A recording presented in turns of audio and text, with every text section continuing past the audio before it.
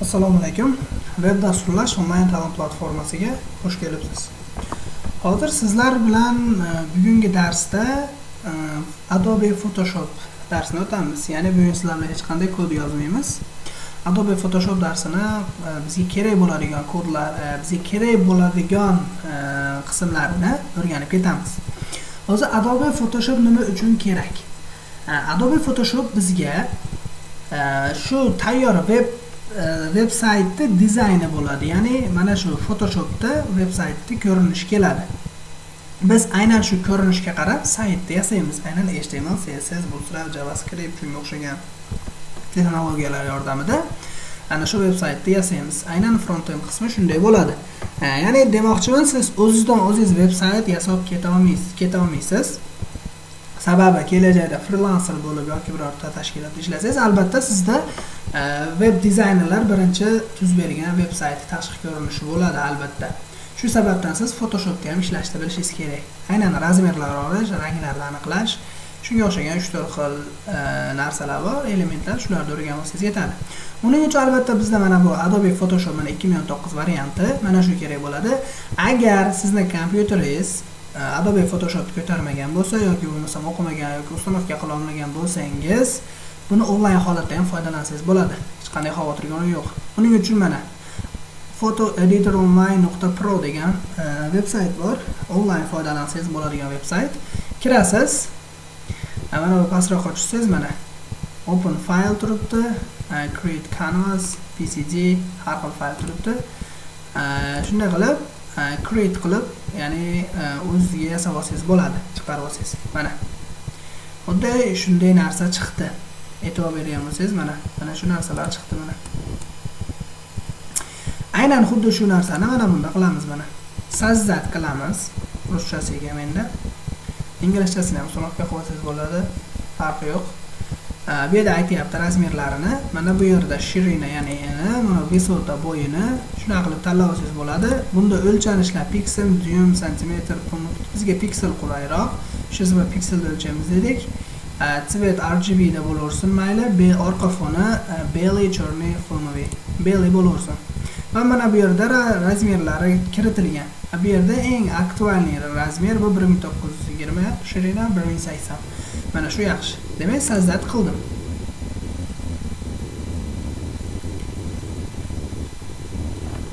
Biroz sekin ishlayapti nimagadir.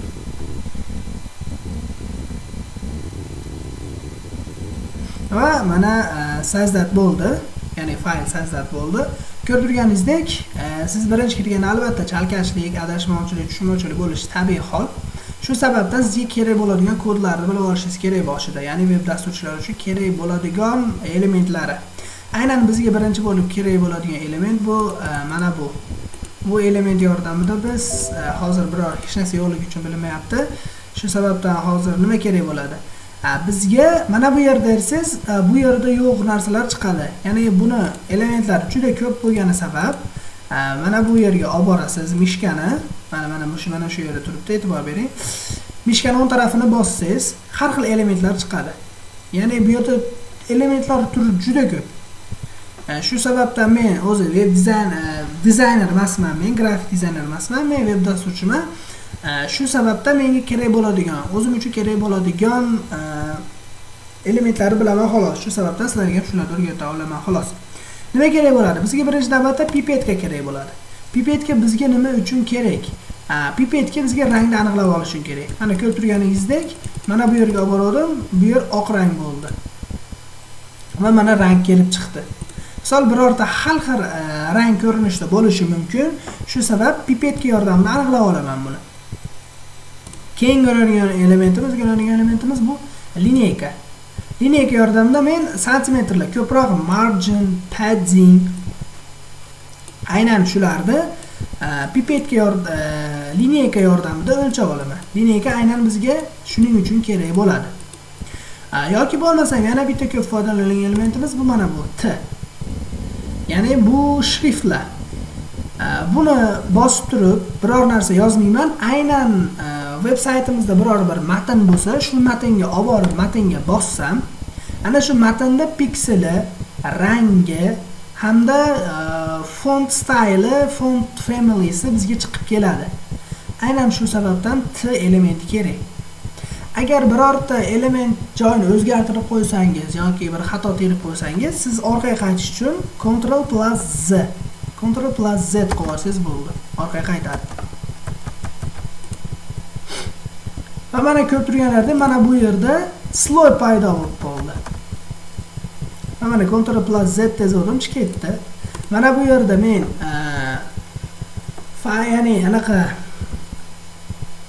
biror narsa yozish uchun qildim va bu yerda sloy chiqib qoldi. Aynan sloylar bizga mana buning uchun kerak mana. Sloyni olib tashladim, yoqdim. Sloyni o'chirib qo'ydim, mana shu sloyni yoqib qo'ydim.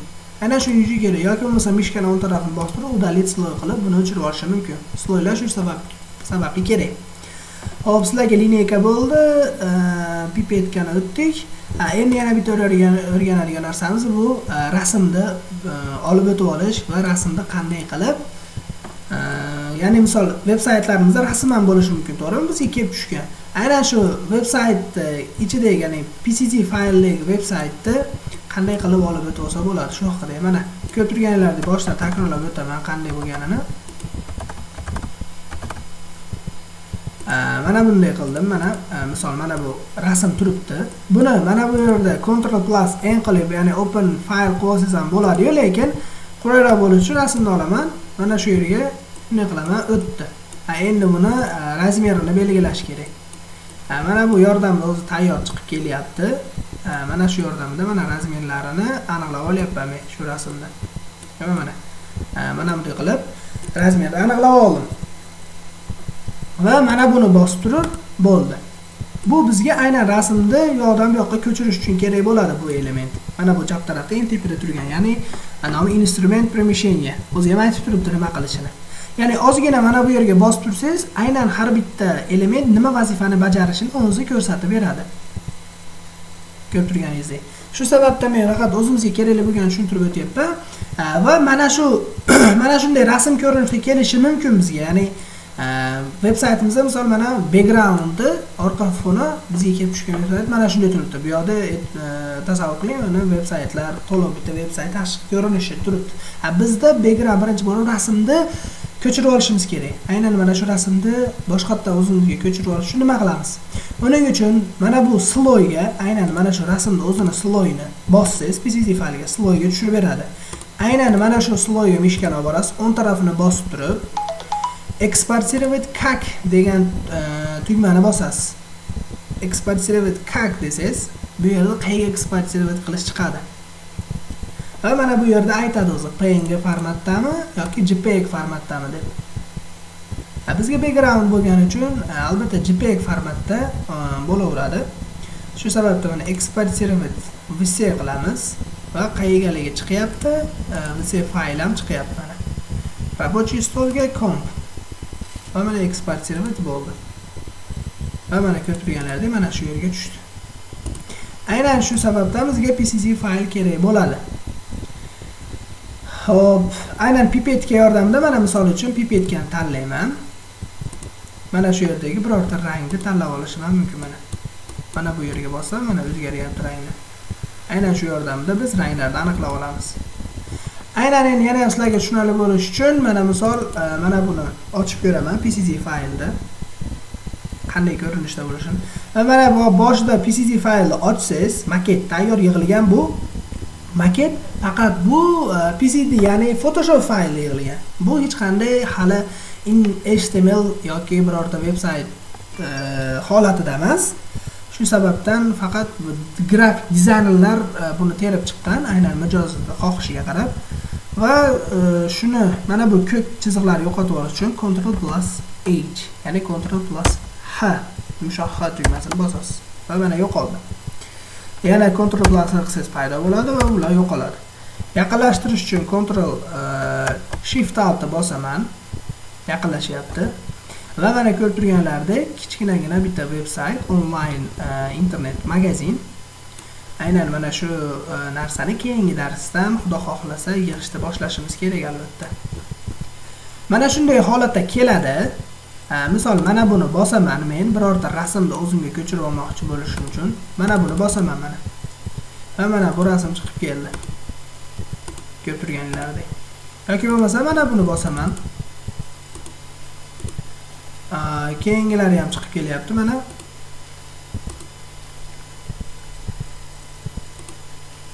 Ko'rib turganlaringlardek.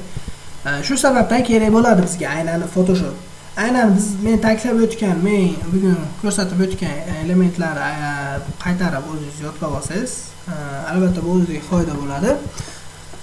Bugungi Photoshopga ajratilgan bir donagina darsimiz shu xolos edi. Aynan sizlarga to'g'ri tushunarli bo'lish maqsadida bitta dars alohida Photoshopga ajratdik. Tushunarli bo'lgan bo'lsa, albatta biz bundan xursandmiz.